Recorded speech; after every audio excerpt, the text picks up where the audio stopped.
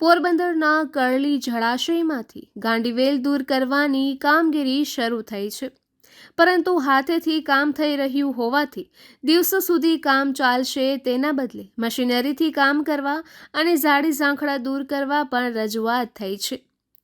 પોરબંદરમાં આવેલ કરલી જળાશયમાં હાલમાં ગાંડીવેલ દૂર કરવાની કામગીરી ચાલી રહી છે, જેને સ્થાનિકોએ આવકારી છે.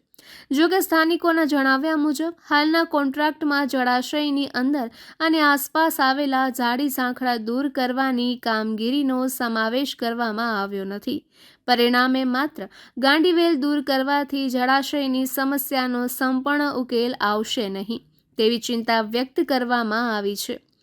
સ્થાનિકોના જણાવ્યા અનુસાર જળાશયમાં ઉગી નીકળેલા ઝાડી ઝાંખડા ગંદકી એકઠી કરવાનું કારણ બને છે. ઉપરાંત મચ્છરો સહિત જીવજંતુઓનો ઉપદ્રવ વધવાની તેમજ વરસાદી પાણીના પ્રવાહમાં અવરોધ ઊભો થવાની શક્યતા રહે છે. આથી જળાશયની સંપૂર્ણ સફાઈ માટે ગાંડીવેલની સાથે જ ઝાડી ઝાંખડા પર દૂર કરવામાં આવે તે સમયની માંગ હોવાનું સ્થાનિકોએ જણાવ્યું છે. સ્થાનિક લોકોએ સંબંધિત વિભાગ અને તંત્રને રજૂઆત કરીને હાલની કામગીરીમાં જરૂરી ફેરફાર કરી જળાશયની સર્વાંગી સફાઈ હાથ ધરવા અપીલ કરી છે.